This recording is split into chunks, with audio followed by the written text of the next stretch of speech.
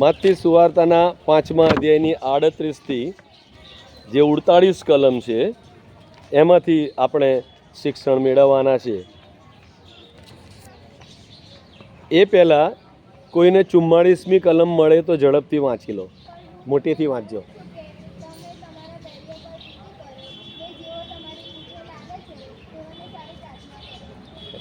હવે આ વાક્ય થોડું અઘરું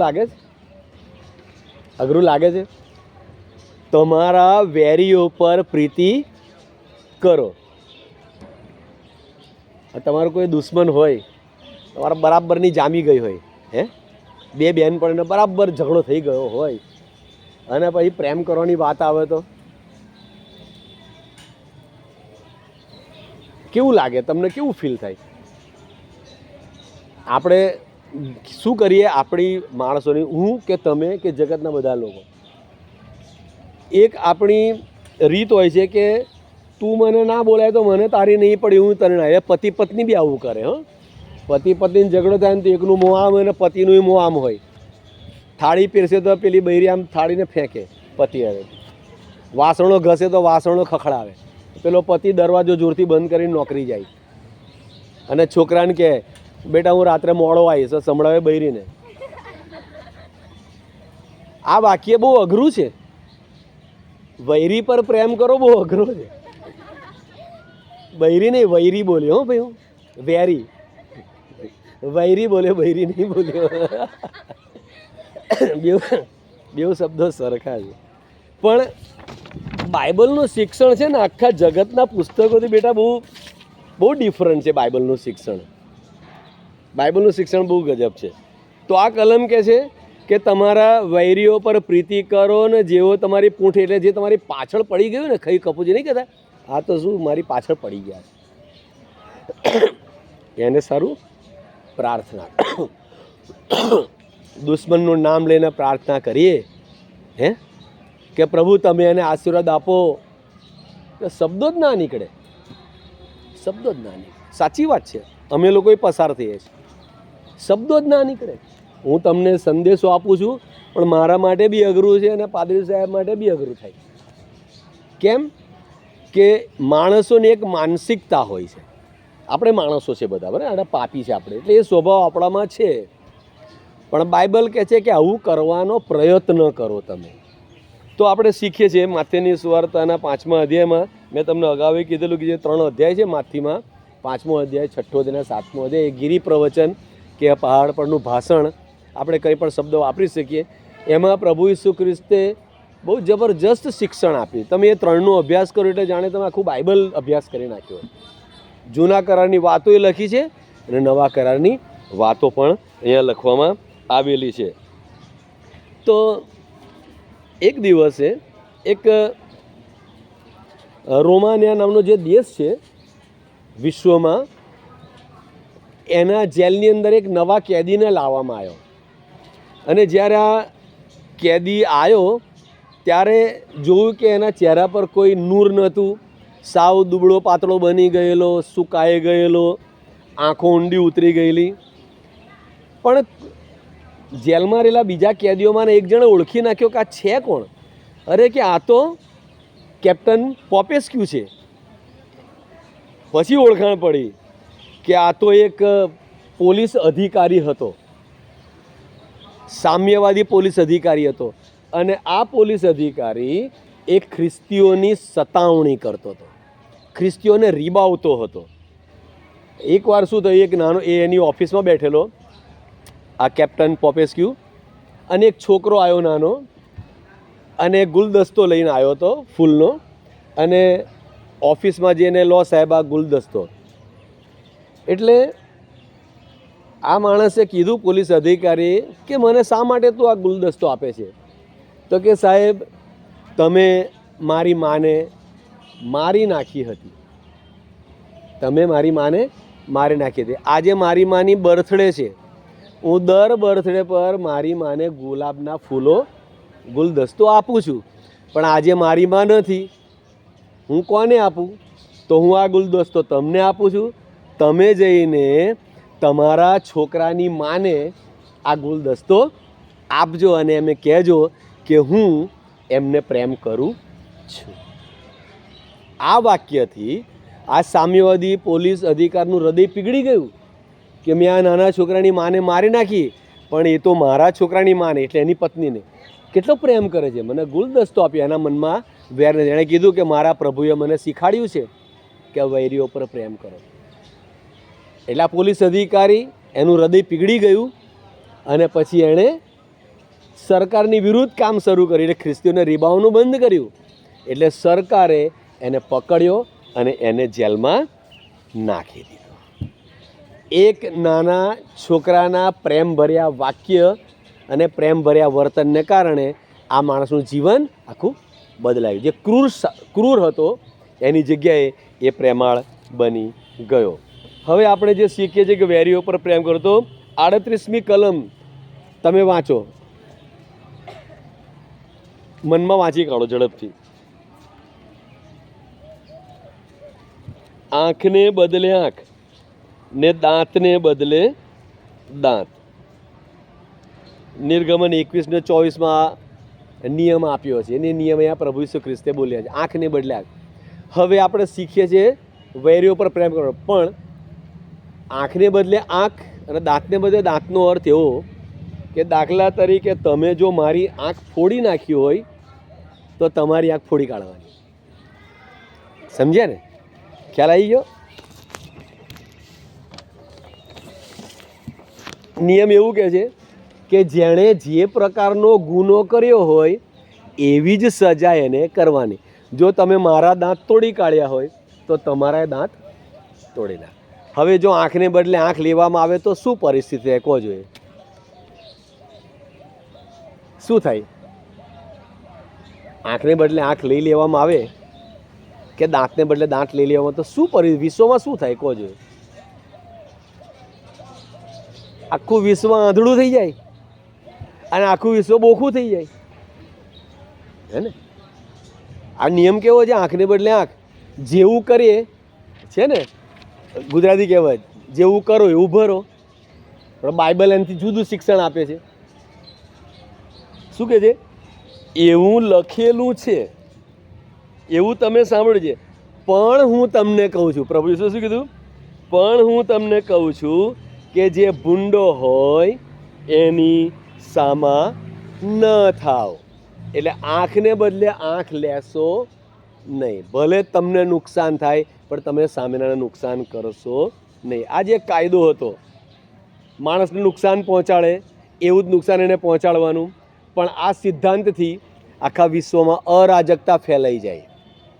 જો કોઈનો હાથ કાપી નાખે તો આપણે સામેનો વ્યક્તિનો હાથ કાપી નાખવો પડે. આવી સજાઓ થાય તો એનાથી વિશ્વમાં અરાજકતા ફેલાઈ જાય. કોઈ તંદુરસ્ત રહે નહીં. બધાને અલગ અલગ પ્રકારની ઈજાઓ શરીરમાં થાય.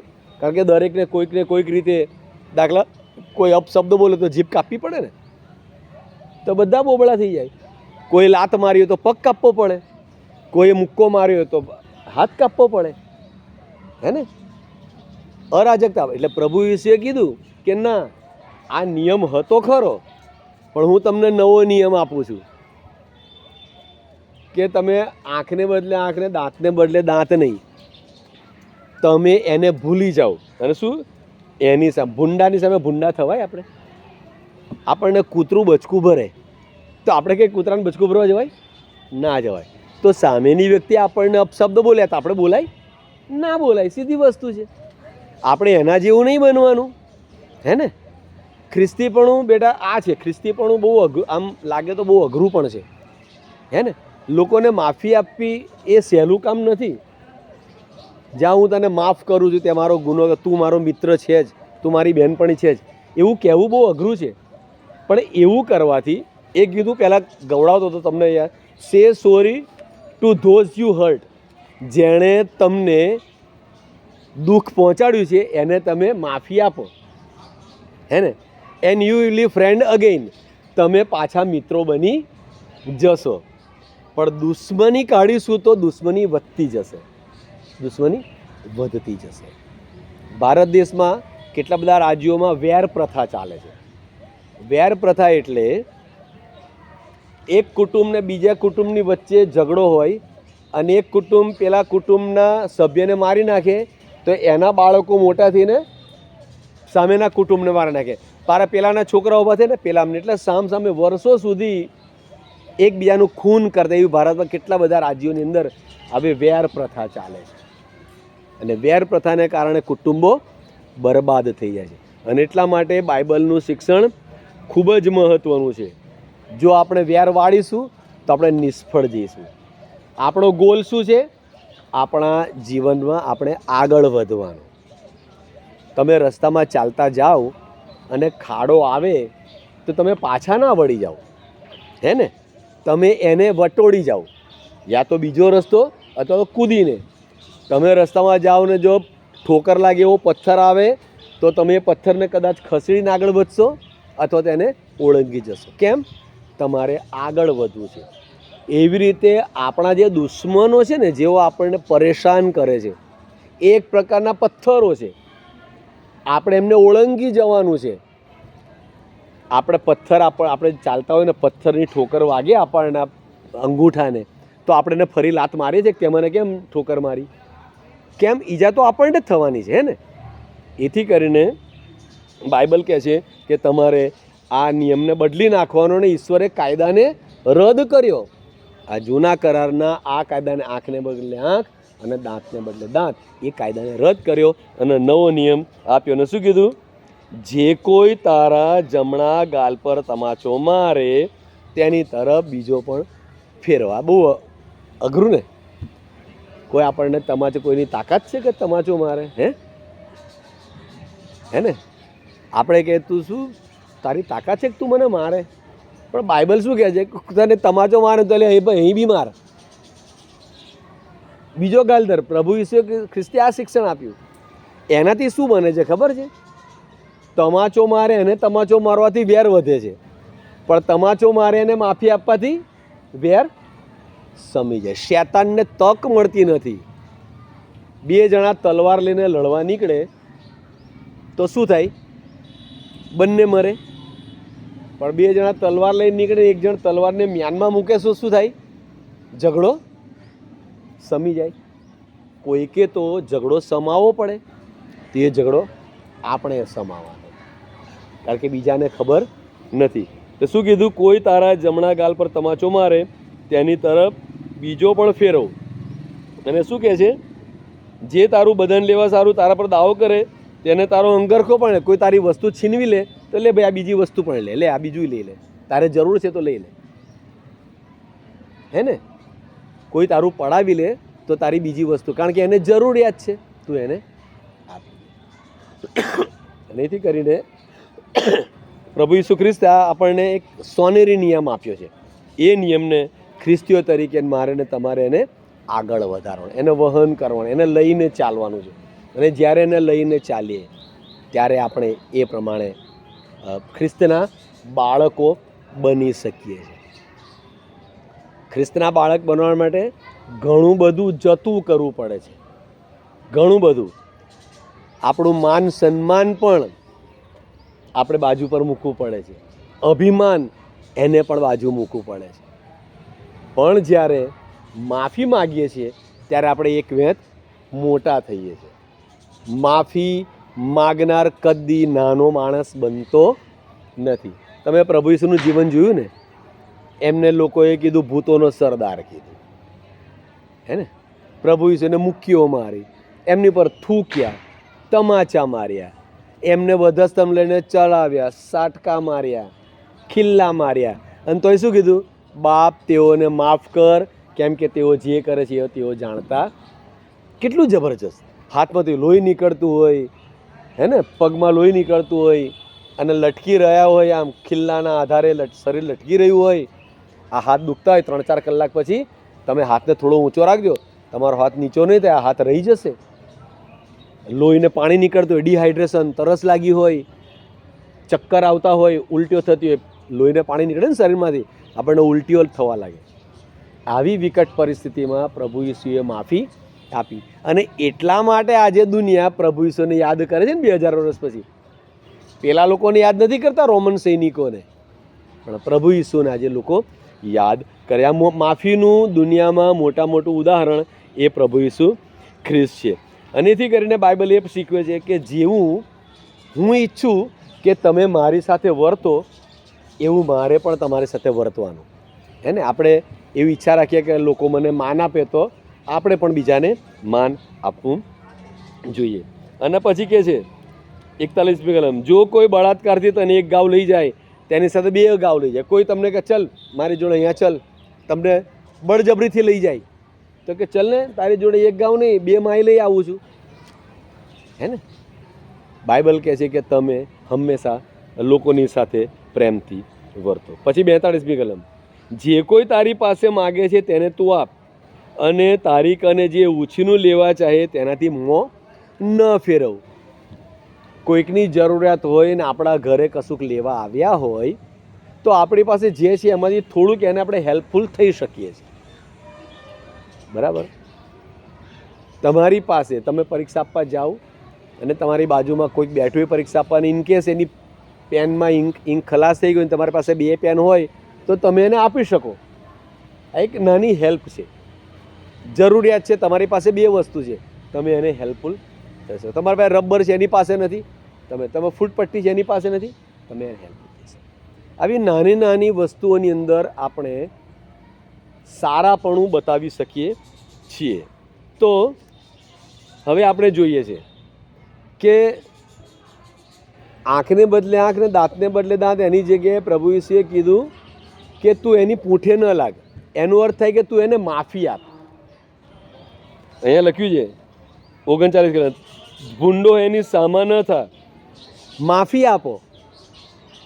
માફી આપવી એ અઘરું તો પડે છે, પણ પ્રભુ ઈસુ આપણને સહેલું કરી આપે છે. જેમ મેં તમને માફી આપી, પ્રભુ શું કહે છે, એમ તમે બીજાઓને માફી આપો. અને એથી કરીને એક દિવસ એક બહુ મોટા બિઝનેસમેને એક માણસનું ખૂન કરી નાખ્યું, મર્ડર કર્યું. એ માણસનો છોકરો 14 વર્ષનો હતો, બહુ નાનો હતો. હવે એ સામે વેર વાળી શકે એવી સ્થિતિ નહોતી એની સામે. પેલો બહુ મોટી વ્યક્તિ હતી, બિઝનેસમેન હતો, એની વગ બહુ હતી, પૈસાદાર હતો. પેલો છોકરો એના મનમાં એના બાપાનું વેર હતું, મારા બાપાને આણે મારી નાખ્યો. એ 21 વર્ષનો થયો. 21 વર્ષનો. 7 વર્ષ સુધી એણે રાહ જોઈ અને 21 વર્ષ થયો, મોટો થયો. એક દિવસ પેલા બિઝનેસમેનની ઓફિસમાં ગયો અને એનું ખૂન કરી નાખ્યું.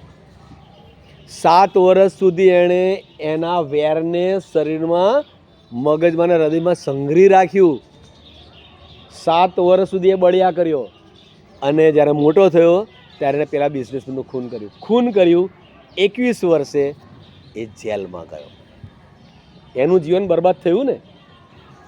એ જુવાન છોકરાનું જીવન, એના બાપા તો કોઈક રીતે મરી ગયા, મર્ડર થયું તો મરી ગયા, પણ એણે પોતાનું જીવન દુશ્મની કાઢવા માટે, વેર રાખવા માટે આખું જીવન એણે બરબાદ કર્યું અને જેલમાં ગયો.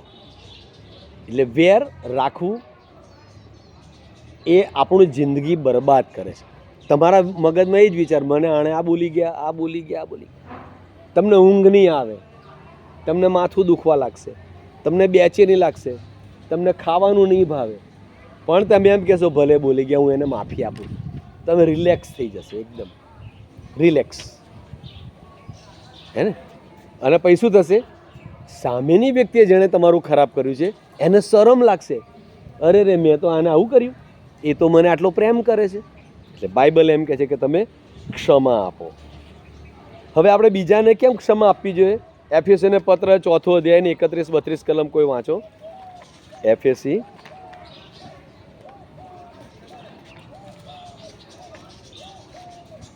192 નંબરનું પાનું,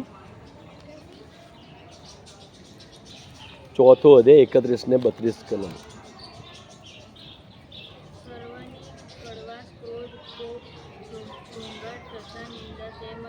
સર્વ પ્રકારની ખુન્નસ તમારામાંથી દૂર કરો, પણ તમે એકબીજા પ્રત્યે માયાળુ અને કરુણાળુ થાઓ, અને જેમ ખ્રિસ્તમાં દેવે પણ તેમને માફી બક્ષી, તેમ તમે એકબીજાને ક્ષમા કરો.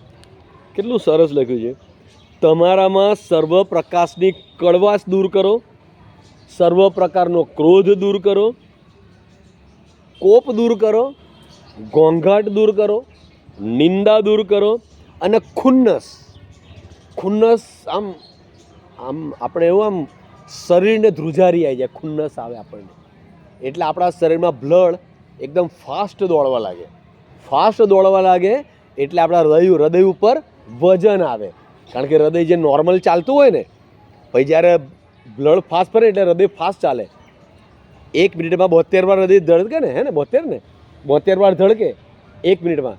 પણ જ્યારે લોહી ફાસ્ટ ફરે એટલે 72ની જગ્યાએ જો 80 વાર ધડકે તો હૃદય ઉપર બોજ પડે. બોજ પડવાથી હાર્ટ એટેક આવે, હે ને. તો શું કીધું? બાઇબલ શું કહે છે? આ બધી કડવાશ દૂર કરો, ઘોંઘાટ દૂર કરો, ખુન્નસ દૂર કરો, નિંદા દૂર કરો. એની જગ્યાએ શું કરો? પણ એકબીજા પ્રત્યે માયાળુ થાવ, એકબીજા પ્રત્યે કરુણાળુ થાવ, અને જેમ ખ્રિસ્તમાં દેવે તમને માફી આપી તેમ. તો હવે આપણે કેમ બીજાને માફ કરવાના? આપણા પાપ ઈશ્વરે માફ કર્યા છે એટલે. તમે માફી પામ્યા, તમે પણ માફી આપો. આપણને મફત માફી મળી ને, આપણે કશું કરવું પડ્યું? પ્રભુ ઈસુ ખ્રિસ્તે વધસ્તંભ પર લોહી વેવડાયું અને આપણા પાપની માફી આપી દીધી. એટલે આપણે માફી પામ્યા છે તો આપણે બીજાઓને માફ કરવા જોઈએ. એનાથી કરીને જ્યારે આપણે પાપ કરીએ છીએ અને કોઈને ક્ષમા નથી કરતા, ત્યારે શેતાન આપણો લાભ ઉઠાવે છે. શેતાન આપણો લાભ ઉઠાવે. 2 કોરિન્થી 2 અધ્યાય 10 ને 11 કલમ વાંચો. 2 કોરિન્થી